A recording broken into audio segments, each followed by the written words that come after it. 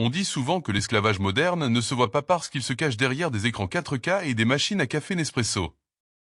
Je travaille, ou plutôt je travaillais, pour Logicorp et non modifié pour des raisons évidentes. Une boîte gigantesque de logistique internationale. Le genre d'endroit où l'âme humaine vient mourir à petit feu sous la lumière blafarde des néons. Mon poste ? Analyste de données junior. Sur le papier, ça sonne bien. On imagine des algorithmes, de l'intelligence artificielle, des graphiques dynamiques.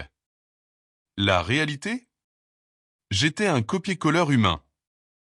Imaginez une salle immense, remplie de 50 personnes alignées en rang d'oignons, qui ouvrent des fichiers Excel envoyés par des entrepôts en Chine, copie la colonne B et la colle dans la colonne D d'un autre fichier Excel envoyé par le siège à Paris. 8 heures par jour.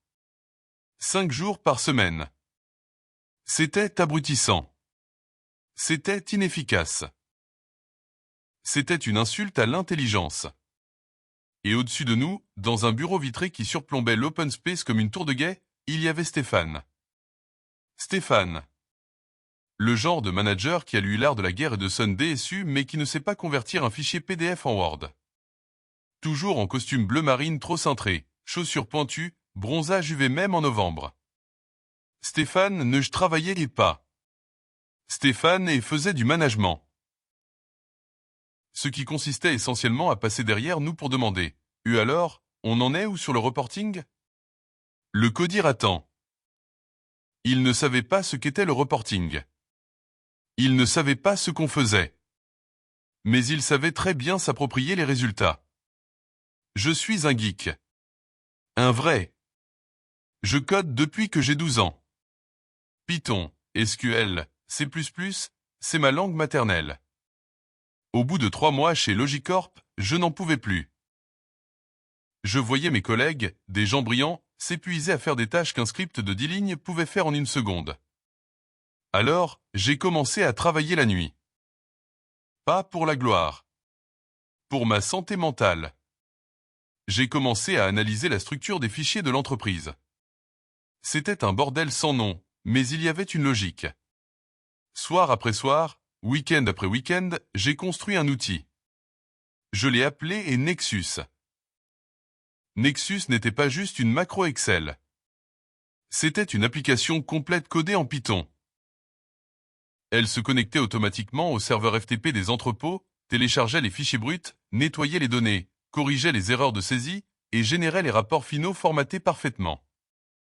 Ce qui prenait à l'équipe 400 heures cumulées par semaine, Nexus le faisait en 4 minutes et 32 secondes. Je me souviens de la première fois où je l'ai lancé. C'était un mardi soir, vers 23 heures. Le bureau était désert. J'ai appuyé sur E exécuter. Le terminal a fait défiler des lignes de code verte à toute vitesse. Connexion établie. Traitement en cours. Génération. Et bip. Traitement terminé avec succès. Le rapport était là. Parfait. Sans une seule erreur. J'avais l'impression d'être un magicien qui venait d'inventer l'électricité au Moyen Âge. J'étais naïf. Terriblement naïf. Je pensais que si je montrais ça à l'entreprise, on me féliciterait. On me donnerait une promotion. Peut-être même une équipe de développeurs à gérer. J'ai demandé un entretien avec Stéphane. Je suis arrivé avec mon ordinateur portable. Je lui ai fait la démo. Il a regardé l'écran, les yeux ronds. Il a vu les heures de travail disparaître. Il n'a pas dit « bravo Lucas ». Il a dit « c'est opérationnel ? On peut l'utiliser tout de suite ?» J'ai souri. Oui, c'est une version bêta, mais ça tourne. Il faut juste que je surveille les mises à jour des serveurs, mais c'est stable. Il a tapoté la table. Excellent. Envoie-moi le fichier exécutable et une note explicative. Je vais voir ce que je peux faire. 2 semaines plus tard, l'annonce est tombée. Grande réunion trimestrielle. Présence obligatoire. Le PDG national était là. Les actionnaires étaient là. Stéphane est monté sur l'estrade. Il a allumé le projecteur. Et là, j'ai vu mes captures d'écran. J'ai vu mes graphiques. Le titre de sa présentation, Projet Vision, l'automatisation stratégique par Stéphane M. Il a parlé pendant 45 minutes. J'ai identifié les goulots d'étranglement. J'ai conçu une architecture algorithmique. Mon équipe a implémenté ma vision. Mon équipe.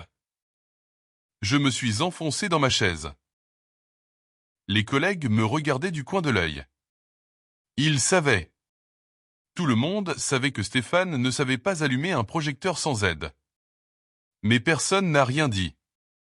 À la fin, le PDG s'est levé pour applaudir. Stéphane, c'est brillant. C'est exactement l'innovation dont Logicorp a besoin. Cela va nous économiser 2 millions d'euros par an en frais de gestion. Stéphane rayonnait. Il a pris le micro. Merci Monsieur le Président. Cela a demandé beaucoup de sacrifices, beaucoup de nuits blanches, mais le résultat est là. Il ne m'a pas cité une seule fois. Pas un regard. Rien. J'étais un fantôme. Le lendemain, je suis allé dans son bureau. Je tremblais de rage, mais je restais calme. Stéphane, on peut parler de la présentation d'hier? Il ne m'a même pas regardé, il signait des papiers. Rapide, Lucas, je suis débordé. Le succès, tu sais ce que c'est. C'est mon code, Stéphane. C'est Nexus. Tu as mis ton nom dessus. Il a posé son stylo. Il a levé les yeux vers moi avec un sourire condescendant qui m'a donné envie de vomir. Lucas, Lucas. Tu es jeune. Tu ne comprends pas comment marche le monde corporate. Tu as exécuté une tâche. Tu as tapé des lignes. C'est technique. Moi, j'ai eu la vision. J'ai créé le cadre qui t'a permis de travailler. Les idées appartiennent à l'entreprise et l'entreprise, dans ce service, c'est moi. J'ai tout fait chez moi, sur mon matériel personnel, le week-end. Et alors? Tu es salarié. Tout ce que tu produis m'appartient. D'ailleurs, bonne nouvelle, grâce à notre succès, j'ai débloqué une prime exceptionnelle de performance. Combien? Y ai-je demandé. 20 000 euros, y a-t-il dit sans gêne. Et pour moi? Il a fouillé dans son tiroir et en a sorti une carte cadeau Fnac de 50 euros. Tiens. Achète-toi un jeu vidéo. Et retourne au travail, Nexus a besoin d'une mise à jour pour les chiffres du Japon. J'ai pris la carte cadeau. Je l'ai regardée. C'est à ce moment précis que quelque chose s'est brisé en moi. Et que quelque chose d'autre, de beaucoup plus froid et calculateur, s'est réveillé. Merci Stéphane, et j'ai dit. Tu as raison. Je vais retourner travailler sur le code. Ce qu'il n'a pas compris, c'est que je ne parlais pas d'une mise à jour. Je parlais d'une assurance vie. J'ai passé la semaine suivante à être le salarié modèle. Souriant, serviable. Stéphane était ravi. Il pensait m'avoir maté. Il pensait que j'avais accepté ma place de petit technicien. La nuit, chez moi, je modifiais le cœur de Nexus. Stéphane ne comprenait rien à la technologie. Pour lui, un logiciel était une boîte magique. On appuie sur le bouton et ça marche. Il ne savait pas qu'un logiciel, c'est vivant. Ça a besoin de dépendance, de clés API, de certificats de sécurité. J'ai introduit une nouvelle fonction dans le code source. Ce n'était pas un virus.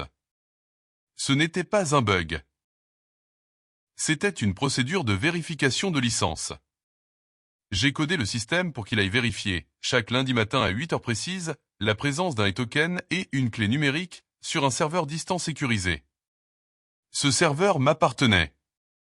Si je mettais le token à jour manuellement, ce qui me prenait 10 secondes sur mon téléphone, Nexus fonctionnait parfaitement pour une semaine de plus. Si le token n'était pas renouvelé? Le programme ne s'effaçait pas, ce serait illégal, du sabotage. Non. Le programme se mettait en mode sécurité.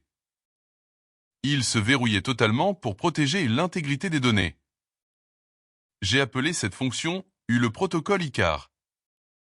Parce que Stéphane avait voulu voler trop près du soleil.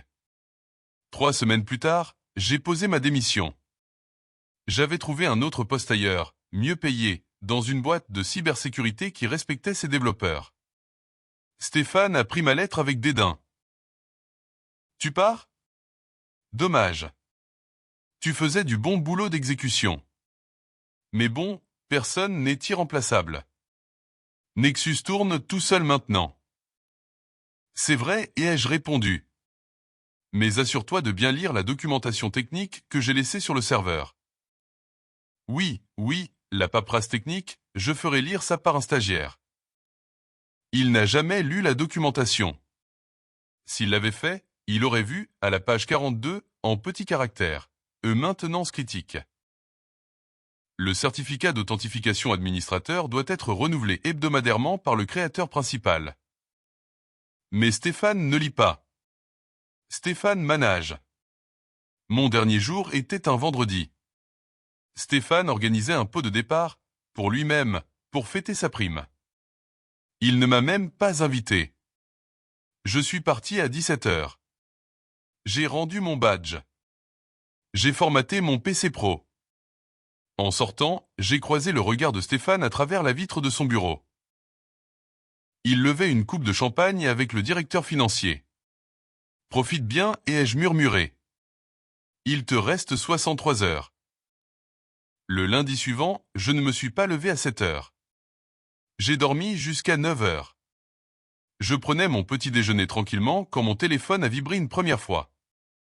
Un numéro inconnu. J'ai laissé sonner. Puis une deuxième fois.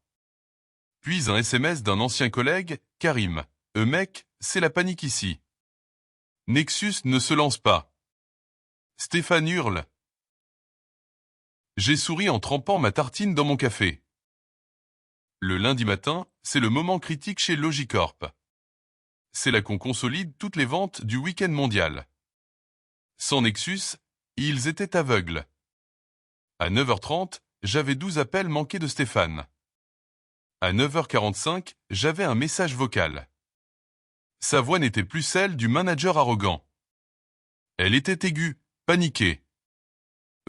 Lucas, c'est Stéphane. Dis-moi, il y a un petit bug sur l'outil là. Une fenêtre qui demande une clé de licence? C'est quoi ce bordel? Rappelle-moi tout de suite, c'est urgent. J'ai imaginé la scène. Il devait être devant son écran.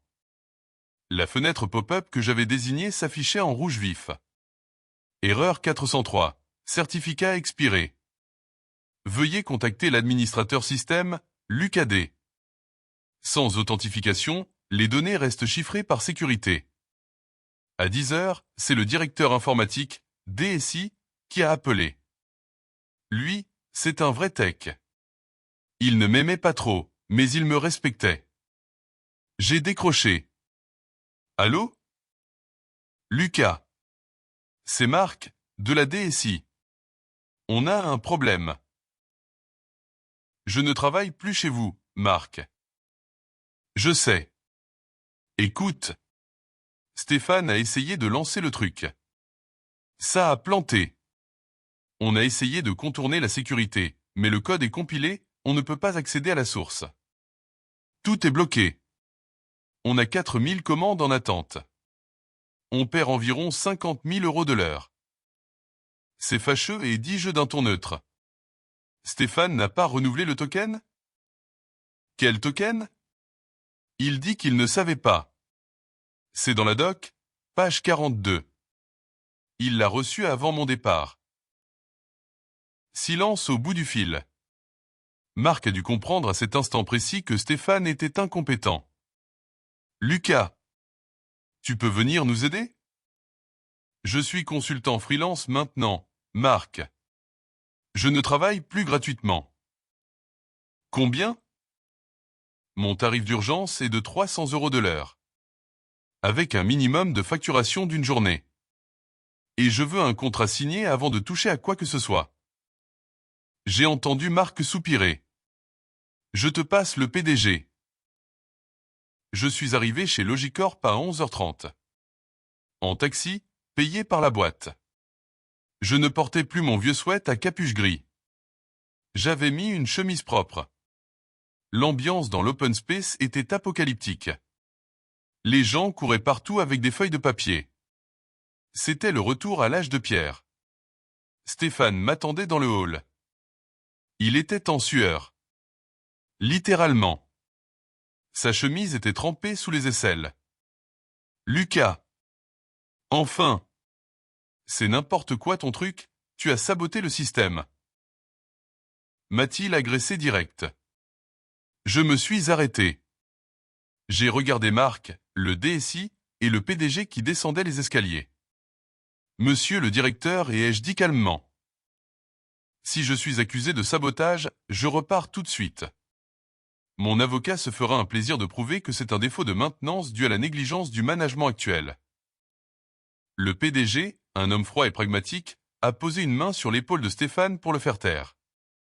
Stéphane, taisez-vous. Lucas, bienvenue. Réglez ça. On discutera après. On est allé dans la salle de conférence. Ils ont branché l'ordinateur de Stéphane sur l'écran géant. Le message d'erreur rouge clignotait toujours. C'était humiliant pour Stéphane. Tout le monde voyait mon nom affiché comme seul recours. Je me suis assis.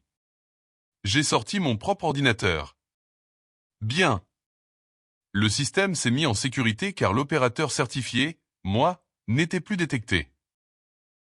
C'est une mesure de protection des données standards pour éviter qu'un concurrent ou un incompétent ne corrompe la base de données. J'ai tapé quelques lignes de commande. J'ai fait semblant que c'était complexe. En réalité, j'envoyais juste le signal et trouille à mon serveur. Renouvellement du certificat. Connexion au serveur maître. La barre de chargement a avancé. 98%. 99%. 100%. L'écran est devenu vert. Système opérationnel. Bienvenue. Les graphiques sont réapparus. Les commandes se sont débloquées. Le bruit des imprimantes a repris dans tout l'étage. Un soupir de soulagement collectif a traversé la salle. Le PDG s'est tourné vers moi. Merci Lucas. C'était instructif. Puis il s'est tourné vers Stéphane. Le regard qu'il lui a lancé aurait pu geler de l'azote liquide. Stéphane, vous m'aviez dit que vous maîtrisiez cet outil de A à Z. Que c'était votre vision. Stéphane a bégayé. Oui mais... Lucas a mis des pièges.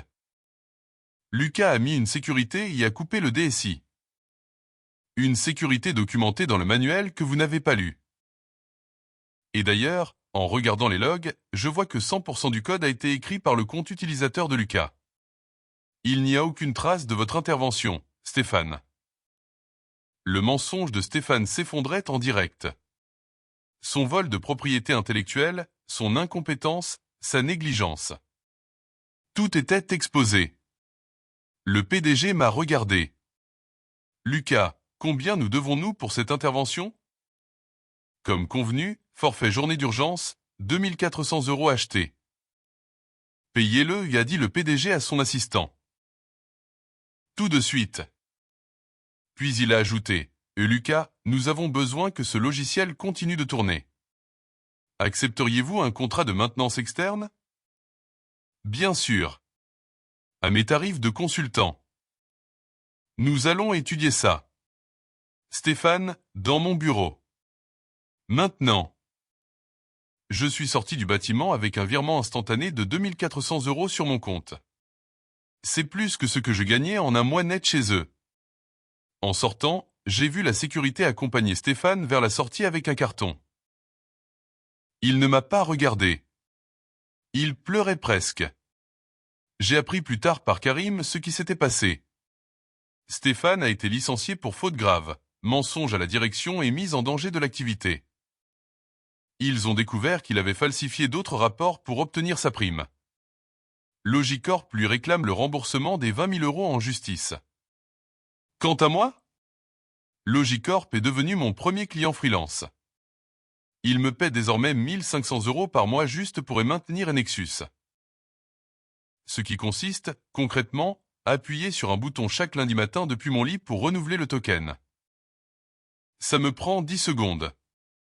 J'ai utilisé l'argent de leur premier chèque pour m'acheter une très bonne bouteille de champagne. Je l'ai bu à la santé de Stéphane. Parce qu'au fond, sans sa trahison, je serais encore en train de copier-coller des fichiers Excel pour un salaire de misère. Il a été le meilleur accélérateur de carrière que je pouvais espérer. Morale de l'histoire. Dans le monde de la tech, il y a une règle d'or, et si tu ne l'as pas codé, tu ne le contrôles pas. Ne volez jamais le travail du seul type qui sait où se trouve le bouton et arrêt d'urgence. C'était le dossier 09. Le code ne ment jamais. Les hommes, si.